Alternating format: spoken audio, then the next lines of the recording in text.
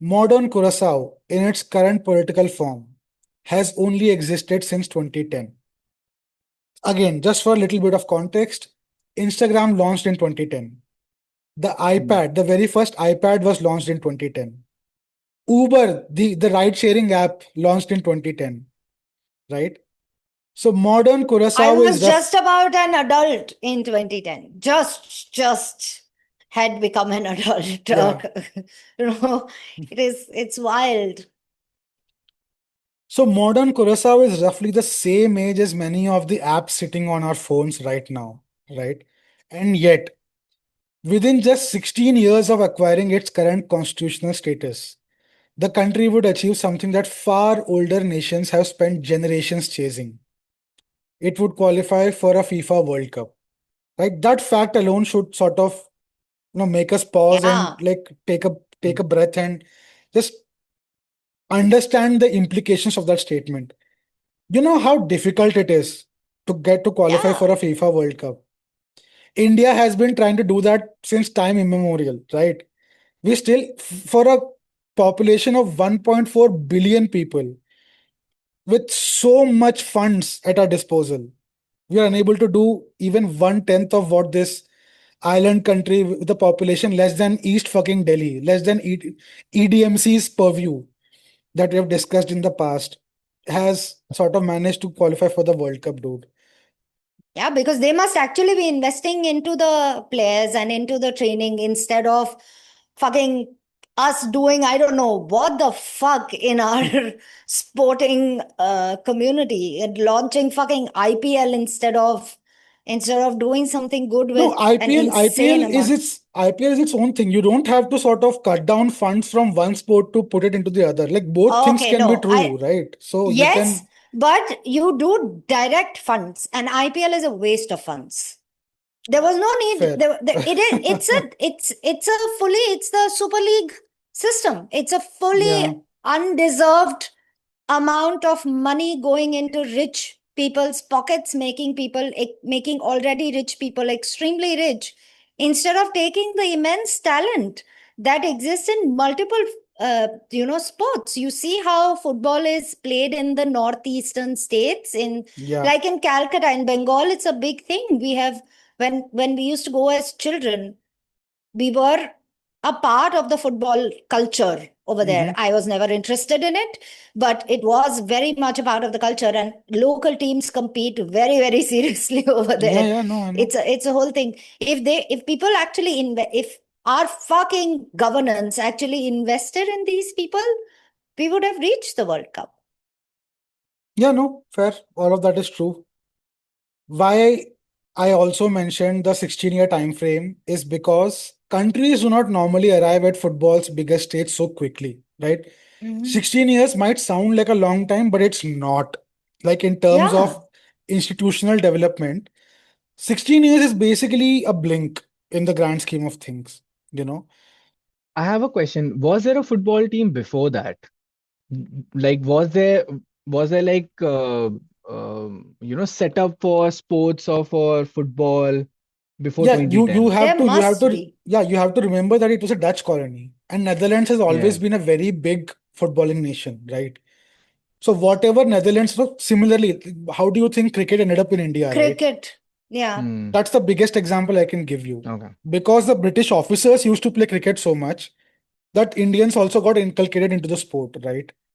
Similarly, because Curaçao was a Dutch colony and because the Yeah. Dutch people were so big on football, so it's almost impossible to even think of a time where that influence might not have passed on to the Curaçaoan people, right? Does that make sense? Yeah. Yeah. Yeah. Right? Yeah. So, national football teams are usually the product of decades of institutional development, huge structures, domestic competitions, and accumulated experience, right? Success at the international level tends to reward patience over anything else. Curaçao, however, appeared to be operating according to a different set of rules altogether. The question then is very obvious, right? Like, how does a country with just 150,000 people, a modern political identity barely older than social media, and no significant footballing history suddenly emerge as a World Cup nation? The answer lies in something that Curaçao possessed long before it possessed a World Cup team. It's people, right? More specifically, people who had emigrated from the island but built their lives elsewhere and maintained a connection to a place many of them barely knew. And that is where the football story truly begins. Yeah, I think I've heard of this. Yeah, This is an approach that a lot of yeah, countries have started adopting now. Ashmita, yeah. this will start making sense to you in a bit. Okay, I'll just get Okay. there. The football story of Curaçao begins long before there was a Curaçao national team. Hmm. For most of the 20th century, football on the island existed under a completely different banner, right? Curaçao was part of the Netherlands Antilles, a collection of Dutch Caribbean islands that competed together internationally. So it was basically, imagine the West Indies cricket team, right? Yeah. They are not from the same island, all the players. They Yeah. are from a bunch. Yeah. One is from Barbados, one is from Antigua, one is from Jamaica. All of them together form the West Indies national team, right? So imagine that to be the case, which was the Netherlands Antilles international team. So you had players picked from all of these different islands under one common banner, right? The Netherlands Antilles national team was never a major force in world football, right? But neither was it very insignificant. Throughout the 1950s and 60s, the team occasionally produced impressive performances in sort of regional competitions, right? And even challenged some of the stronger sides in the Caribbean. So when I talk about regional competitions, I'm talking about the equivalent of you have the Asia Cup, right, in football. All the Asian teams participate. You have your Euros for European Cups. Similarly, you have your regional competitions there in the Caribbean, right? Yet football in the region always faced a very fundamental problem. Geography made regular competition very difficult, right? Resources were very limited. Infrastructure lagged behind larger footballing nations extensively. Most importantly, talented young players often left. If you were a gifted footballer from Curaçao, the most logical route to a professional career was rarely to stay on the island, right? It was almost always to move elsewhere for better opportunities, right? For decades, this seemed like a distinct disadvantage. Then someone in their National Footballing Association realized that it could become a very distinct advantage as well. The relationship between Curaçao and the Netherlands had created migration patterns that stretched back generations, right? Thousands of Curaçaoans had moved to Dutch cities in search of education, employment, and opportunities. Entire communities emerged in Amsterdam, Rotterdam, Utrecht, and The Hague. Their children and grandchildren grew up with a complicated identity. They were Dutch in many respects. They attended Dutch schools. They played in Dutch youth academies. They spoke Dutch fluently. Yet many still maintain family connections to Curaçao through parents, grandparents, and relatives. Right? This might not sound particularly remarkable until you remember where these children were learning football. So, just very short tangent. If you guys remember that particular episode of Ted Lasso, we hear the Dutch school of football, Johan Cruyff, the total football, all of that.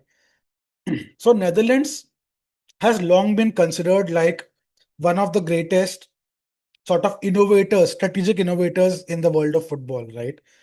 So, even to this day, the Dutch school of football is considered one of the top ones, right? A lot of young players are cultivated there, like year after year after year. A lot of the Dutch league teams, club teams, they lose all of their young rising potential talents every single year. All the bigger teams come and poach them, and yet a new set of people, new set of young kids immediately. It's like they have a conveyor belt of like footballing talent, right? As soon as one set goes away, a new set emerges immediately the next year, and then they play there for a year or two, and again they're poached away by bigger team. Immediately a new set of younger kids will emerge, like equally talented or gifted, right? And that is because of the decades and decades and decades of footballing experience. And there is a certain I don't know what they do, but the Dutch school of football is very, very, very highly regarded, right? Because their coaching methods and centers are considered extremely elite, right? So that is why it's very relevant to this story as well. The Netherlands is one of the most influential footballing countries in history, right? Despite having a population of only around 18 million people, Dutch football has shaped the sport in ways that few countries ever have. Johan Cruyff revolutionized modern tactics. Ajax's academy became one of the most admired talent factories in the world. The Dutch system emphasized technical skill, intelligence, positional awareness, and creativity. Players developed in the Netherlands were not merely taught how to kick a ball, they were taught how to understand the game, right? As a result, young footballers with Curaçaoan heritage were receiving elite football education without the island having to build those systems themselves. Does that make sense now? So Yes. basically, they could bypass the infrastructure and the system building component. Usually the first 10 to 20 years, countries take to just setting up the infrastructure, building the grassroots level systems, then building up, right? So what they thought was we can just bypass this step altogether by just sort of reaching out to the diaspora, the Curaçaoan diaspora, which is already existing and educated in the Netherlands, the Dutch school of football, right? So it was sort of almost ingenious if you come to think about it. As a Yes, I mean, result, the colonized should get yes, some advantage of being colonized. exactly, I- exactly, yes. For a long time, however, this talent remained largely disconnected from Curaçao, right? Many players simply pursued careers in the Netherlands. Some represented Dutch youth teams. Others drifted through professional football without ever considering international football with their ancestral homeland. The turning point came when the Football Federation began looking beyond the island's borders. Rather than viewing migration as a drain on local talent, officials started viewing the diaspora as an extension of the nation itself. This was a subtle but extremely important shift in thinking, right? Instead of asking how a population of 150,000 people could produce enough elite footballers, they began asking a very different question altogether. How many footballers around the world could legitimately call themselves Curaçaoan? The answer was far larger than anyone had previously imagined. Under FIFA's eligibility rules, players can represent countries through ancestry and family connections.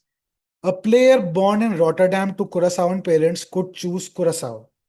A player whose grandparents emigrated from the island could potentially choose Curaçao. Suddenly, the talent pool expanded far beyond the island's physical borders. Because, as you might have imagined, because so many people emigrated from the islands, you could be born anywhere. You just needed one family member to be from Curaçao, and you could immediately qualify to be a Curaçaoan, right? It's like European ancestry rules. You Yes, can have like one fucking grandfather's grandmother as a Spanish, yes, I don't know, exactly. even a person brought into Spain, and suddenly you now can own property in Spain. You can become a dual citizen and everything.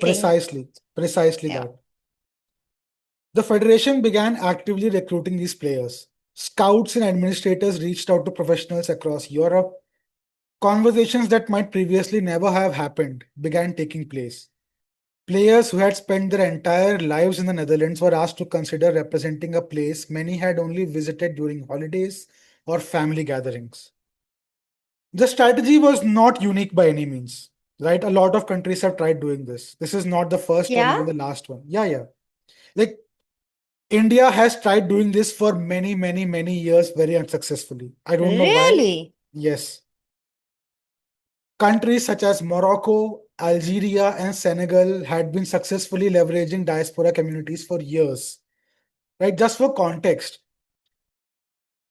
a vast majority of the Moroccan national team, they are born outside of Morocco. They are either born in Spain or in France or in Netherlands, right? Similarly, a vast majority of the Senegal team, they are born in and around France. Almost all of them were born in France, right? Very few people are Senegal born and brought up, right? So this is the you can start noticing a pattern in the sort of they were the colonizers. They took out their a lot of their ancestors emigrated from their ancestral homelands. And then these National Footballing Association now started reaching out to their broader diaspora to sort of saying that you will never get a chance there to play in for the France national team. Why not just come and represent your homeland, right? And which, to be very honest, is extremely sort of desirable and very favorable to a lot of these people because they know that they're objectively footballing careers are extremely short-lived in terms of time spans. Like if you're extremely good, you will get about 20 years. So if you're just a good player, you will get probably 8 years, 10 years at tops, if at all, right? So to If you're maximize Messi, you're this, going to play till you die. yeah, because Messi doesn't need to do a lot of things. He just needs to do one thing, and he does that one thing to a level that nobody has ever seen. So if you're so good at one thing, why not keep doing it? No, like, Yeah, he's amazing. right? So anyway, what made Curaçao different was the scale of its dependence on the idea. Larger countries could treat diaspora recruitment as an additional advantage, like something to sort of substantiate their existing pool of players. For Curaçao, it became a cornerstone of the national footballing strategy.